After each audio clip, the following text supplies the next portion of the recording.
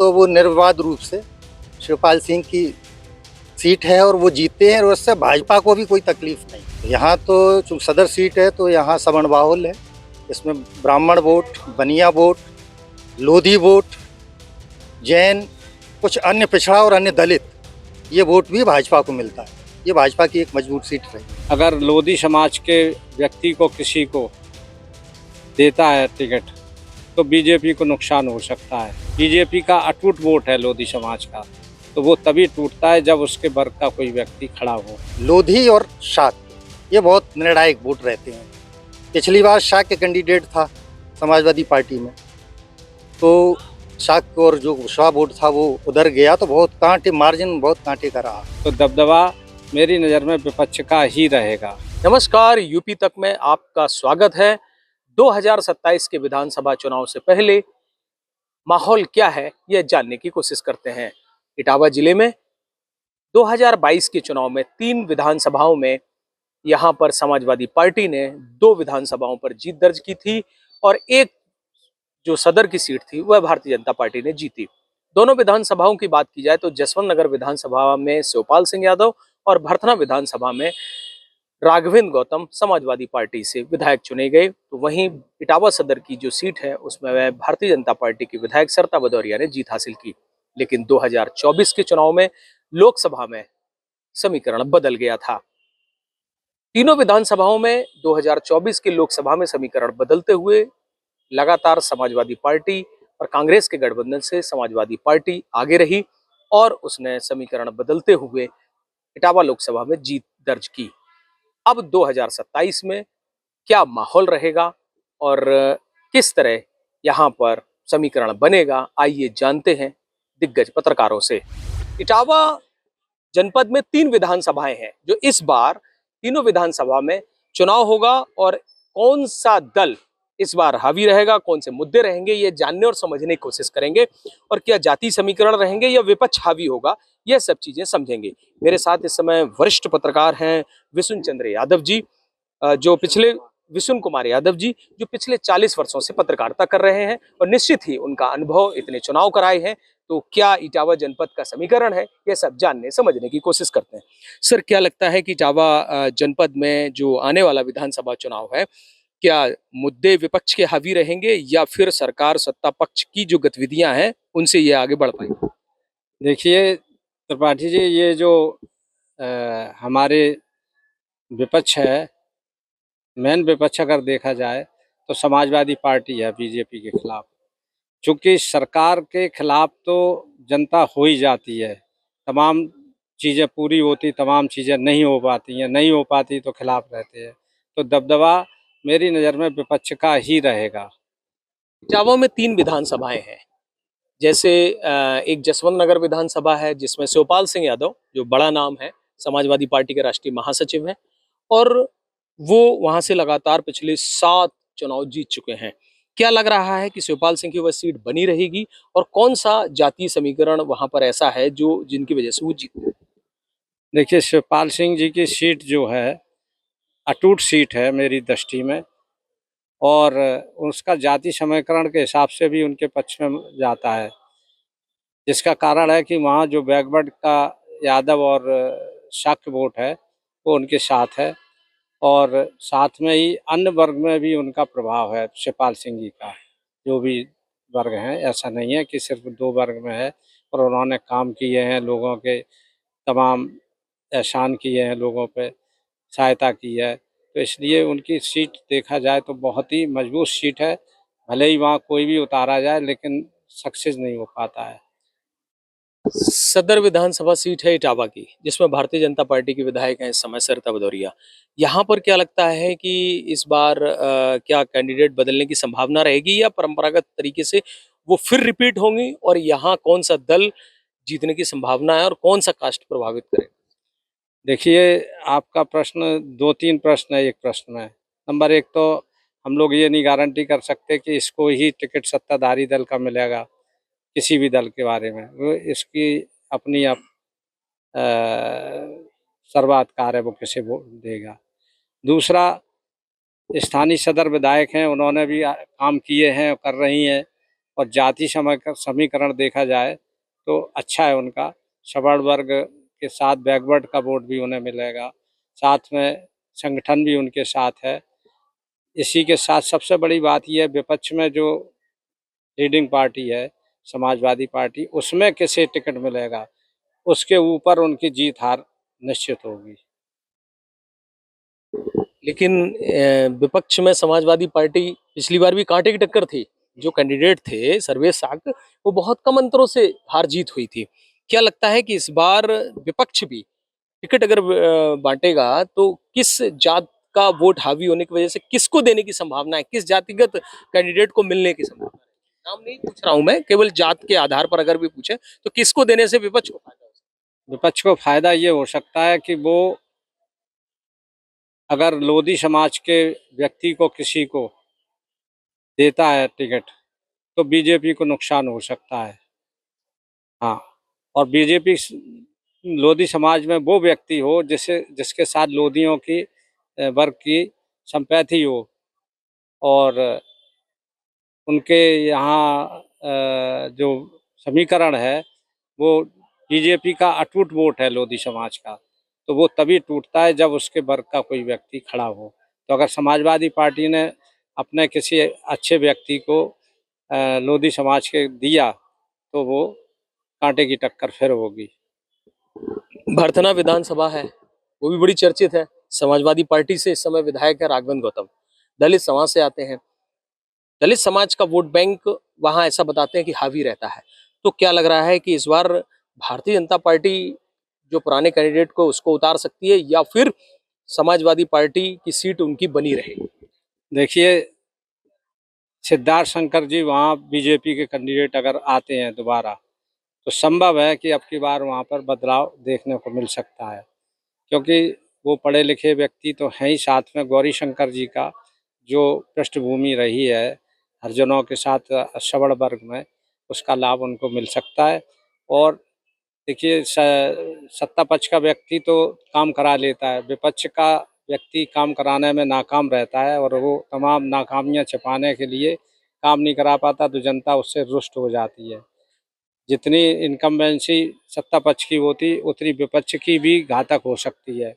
तो सिद्धार्थ शंकर को अगर टिकट बीजेपी देती है तो कांटे की टक्कर फिर वहाँ देखने को मिलेगी और संभव है कि पासा पलट जाए।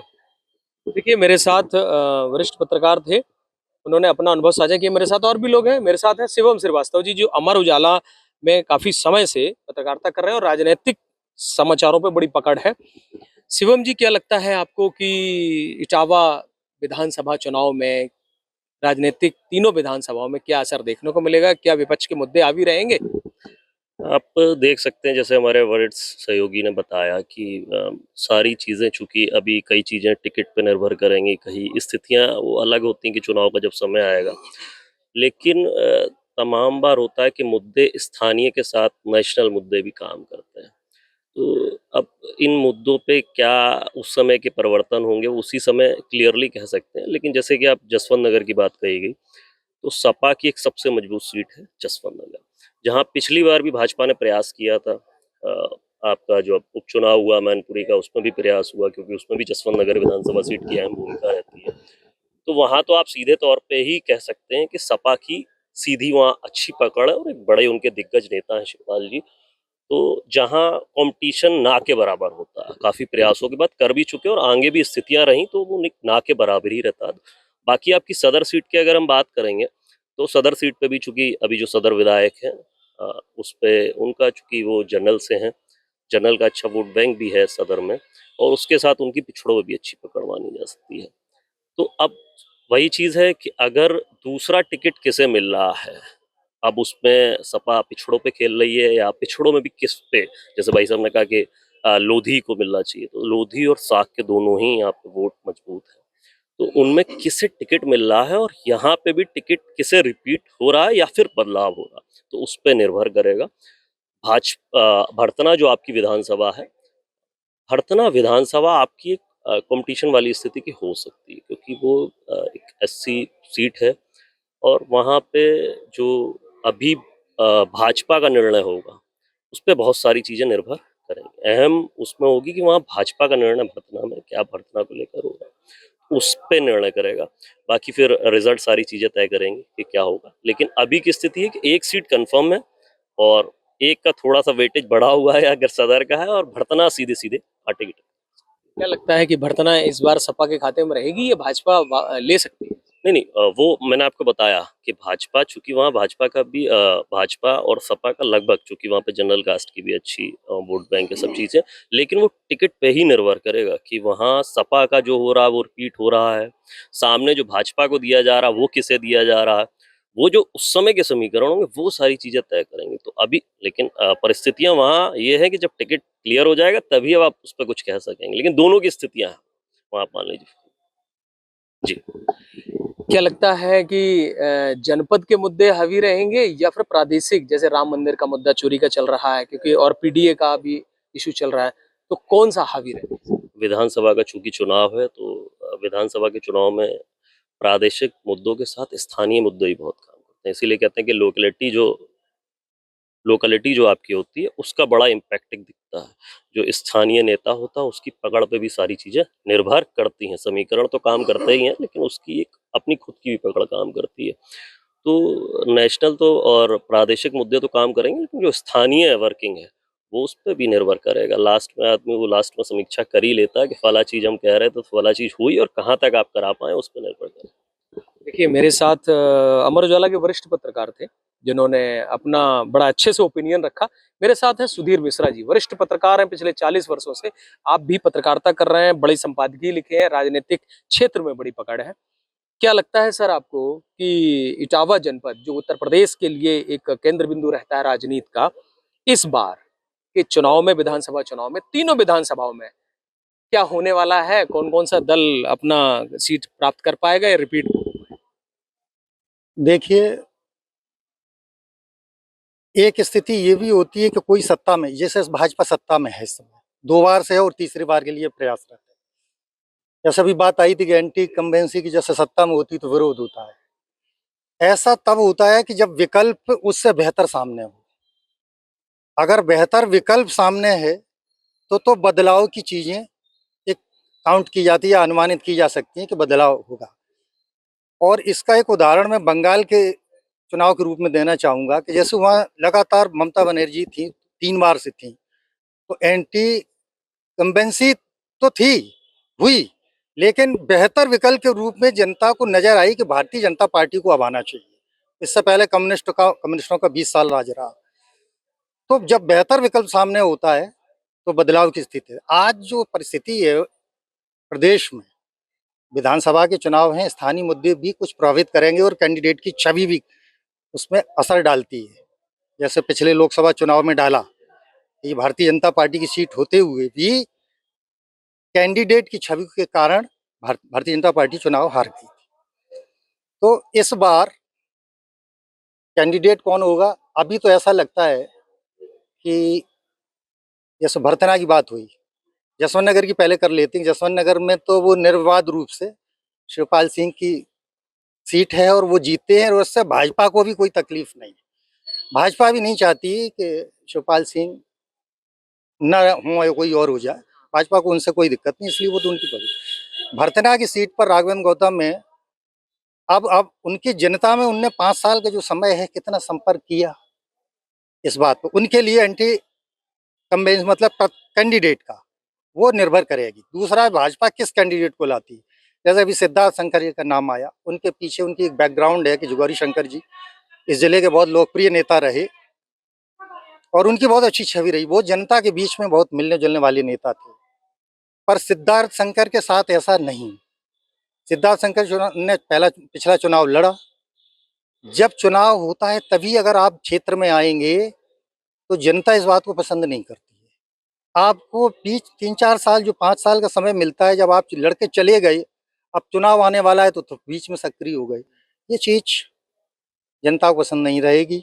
आप बीच में आके कुछ धूल फाकें, कुछ अपने कपड़ों पर गर्द लगाएं, तो जनता सोचती कि हमारे बीच में आए तो एक उसके प्रति समर्थन की भावना बनती है। वहाँ एक दूसरे भी कैंडिडेट हैं, समीर दोहरे, जो प्रयासरत हैं, वो अपना वॉल पेंटिंग और होर्डिंग लगा के तो वो भी एक कैंडिडेट के रूप में। पुरानी जो विधानसभा पहले विधायक रही हैं सावित्री कटेरिया, वो भी प्रयासरत हैं। तो क्या लगता है कि इन सब में बेहतर कौन हो सकता है, कास्ट वोट के हिसाब से या फिर कैंडिडेट के हिसाब नहीं, वो तो तीनों ही एक ही कास्ट में लगभग हैं, जाटव बिरादरी से हैं तीनों। और उस क्षेत्र में एससी और सपोर्टिंग में जो सवर्ण वोटर है, विशेष रूप से ब्राह्मण वोटर वहाँ प्रभावित करता है, वो भाजपा का वोटर है। तो नया कैंडिडेट होने पर भाजपा के लिए ज़्यादा बेटर होगा लखनऊ में। अब रही इटावा की बात, तो इटावा में आप देखें कि दो पार्टियां ही प्रभावशाली हैं, समाजवादी पार्टी और वो। तो समाजवादी पार्टी में तो एक लंबी लाइन दिखाई दे रही है जो कि सत्ता में नहीं है, पर कैंडिडेट के लिए उनके पास सबसे ज़्यादा, और वो 7-8 कैंडिडेट उनके जो हैं बहुत प्रभावी ढंग से भी ये प्रयास कर रहे हैं कि उन्हें टिकट मिले, जबकि सत्ता में भाजपा है। ऐसा भाजपा के साथ नहीं, कैंडिडेट तो एक दो हैं, पर कोई भी ऐसा बड़ा अभी नाम नहीं है जो सरिता भदौरिया के मुकाबले में बहुत प्रभावी ढंग से सक्रिय हो। तो और वो इस बीच समाज में सक्रिय बहुत रहती भी, बहुत सारे कार्यक्रम जाना आना उनका रहता है। यद्यपि इटावा की सीट बहुत कांटे की रही है। अब जातीय दृष्टि से देखें तो पार्टियों के अपने अपने वोट बैंक हैं। यहाँ तो चूंकि सदर सीट है तो यहाँ सवर्ण बाहुल्य है।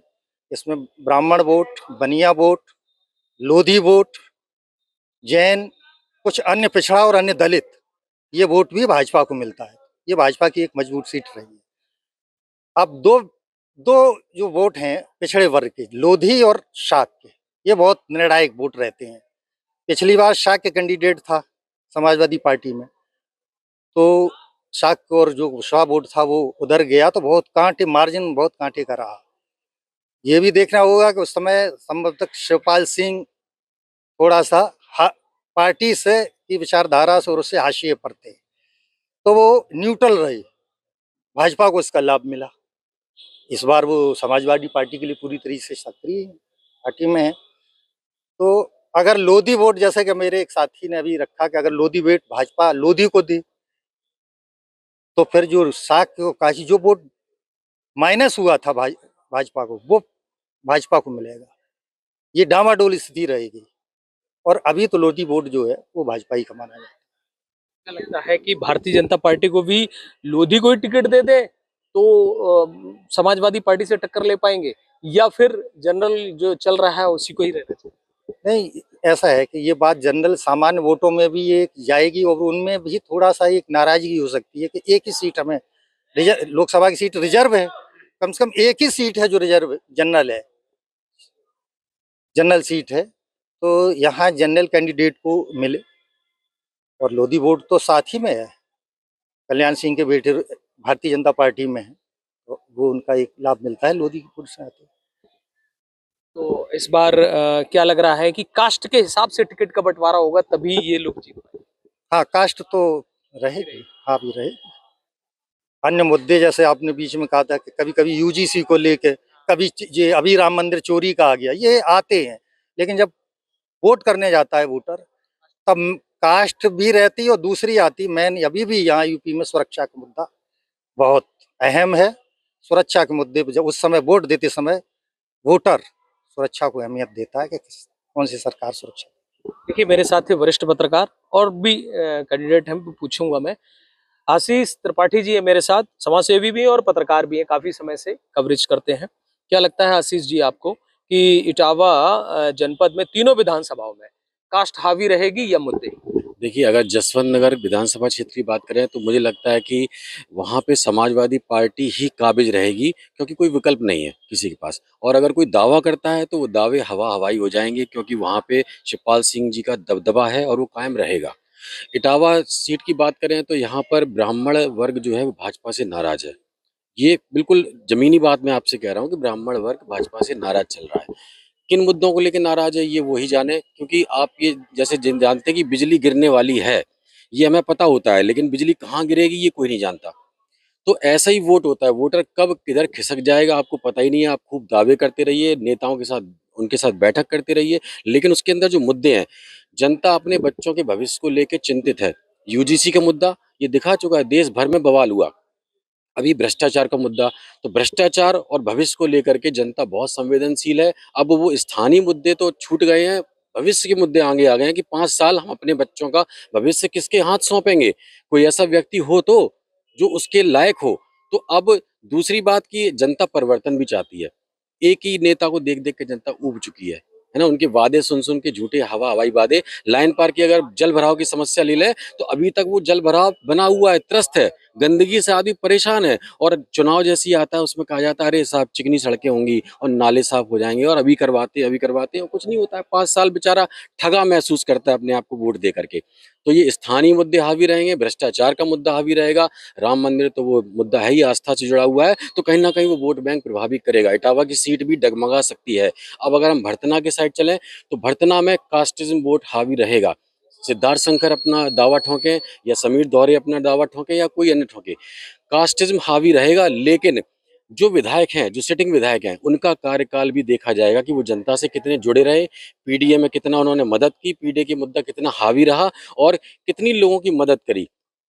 अगर जनता को, जैसे कि अभी हमारे सुधीर भाई साहब ने कहा कि जो मुद्दे हैं उनमें लोगों को जाते हैं, लेकिन जाने के बाद जो है जैसे हार जाते हैं, गायब हो जाते हैं अपनी सीट से। नहीं, आप जाइए, आप जनता के मुद्दों को समझिए। यदि आप भविष्य में उतरना चाहते हैं चुनाव में तो उतरना पड़ेगा, मुद्दे देखने पड़ेंगे, लोगों की समस्याएं सुननी पड़ेंगी। ये कास्टिज्म जो मुद्दा हावी रहेगा, स्थानीय मुद्दे हावी रहेंगे और राष्ट्रीय मुद्दे हावी रहेंगे। तो चुनाव कहीं ना कहीं जो है बदलेगा, अपनी स्थितियां बदलेगा, कैंडिडेट बदलेगा। पढ़ा लिखा कैंडिडेट अगर आ गया तो चुनाव समीकरण बदल जाएंगे।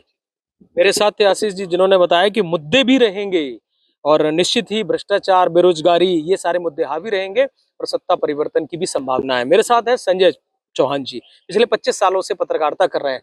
क्या लग रहा है संजय जी आपको कि इटावा जनपद में 2 समाजवादी पार्टी के पास सीट है और 1 भारतीय जनता पार्टी के पास, तीनों में परिवर्तन होगा इस बार? देखिए, ऐसा है कि एक सीट में तो कोई परिवर्तन के किसी प्रकार की कोई बात ही करना जायज नहीं, वो जसवंत नगर है। वहाँ अगर आप कोई चर्चा करें वो भी व्यर्थ है। रही इटावा की बात, तो इटावा में सबसे बड़ी बात ये है कि इस बार जो सवर्ण वर्ग है वो कुछ ना कुछ अपना फैसला दूसरा बदलेगा, आपको बताएं, ये है। दूसरी बात, अगर समाजवादी पार्टी ने कोई मजबूत अच्छा कैंडिडेट अगर उतारा, जैसे कि कहा गया शाक या लोधी में से अगर कोई भी अच्छा उन्होंने प्रत्याशी यहाँ उतारा, तो निश्चित रूप से भाजपा को चुनाव में बहुत चुनौती मिल जाएगी काफी हद तक। जी, तो क्या मतलब जो सदर सीट के जो सिटिंग विधायक हैं इस समय, उनसे लोग नाराज हैं? मैं नाराजगी की बात नहीं करूंगा। तो सवर्ण वोट कैसे है कि नहीं है, सवर्ण जो है वो अपने भाजपा की नीतियों से कुछ इस समय नाराज चल रही है। जैसे कि आशीष जी ने कहा कि जिस तरीके के मुद्दे हैं कि 5 साल भविष्य कैसे संवारें, क्या करें, तो ये ज्यादा आपको बताएं महत्वपूर्ण है इस समय। तो आपको लगता है कि भारतीय जनता पार्टी से जो लोग हैं भ्रष्टाचार और बेरोजगारी को लेकर के परेशान हैं? बिल्कुल परेशान है, बेरोजगारी के लोग तो काफी हद तक परेशान है, आपको बताएं। बस एक बात पे वो ये कह सकते हैं कि निश्चित है कि हाँ ठीक है, हमें सुरक्षा मिल रही है, लेकिन वो भी पूर्णता नहीं। अभी आपको उसकी भी अभी काफी पूर्ति होना बाकी है, आपको। तो इस बार समाजवादी पार्टी का पीडीए हावी रहेगा? अगर समाजवादी पार्टी ने प्रत्याशी चयनता में सही मानकों का प्रयोग किया तो पीढ़ी हावी रह सकता है। तो फिर भरथना विधानसभा की बात करें तो वहाँ वहाँ वर्तमान देखिए, ऐसा है कि इस समय जो समाजवादी पार्टी के पास सीट है और यहाँ भी वही स्थिति है कि भाजपा के पास एक लंबी सूची है दावेदारों की। भाजपा के पास एक लंबी सूची है दावेदारों की इस समय। और भाजपा ने भी, अगर जैसे सिद्धार्थ शंकर के बारे में मेरे मित्र ने बताया कि आप सुधीर जी ने कि कब जाएंगे या कब आएंगे, ऐसा कुछ नहीं। अब उनके पास एक बहुत अच्छी सूची है दावेदारों की। अगर वर्तना में भाजपा ने अपने प्रत्याशी का सही चयन कर लिया तो वो वास्तव में समाजवादी पार्टी के लिए इस बार बहुत चुनौतीपूर्ण स्थिति बन जाएगी वर्तना में। मेरे साथ थे जनपद के वरिष्ठ पत्रकार जिन्होंने लंबे समय तक राजनीतिक कवरेज की है और निश्चित ही उनका एक अनुभव बता रहा है कि इस बार के चुनाव में तीनों विधानसभाओं में मुद्दे भी हावी रहेंगे, पीडीए भी हावी रह सकता है। कैंडिडेटों का चयन अगर समाजवादी पार्टी और भाजपा ने सही से किया तो निश्चित ही परिवर्तन देखने को मिलेगा। अमित तिवारी, यूपी तक, इटावा।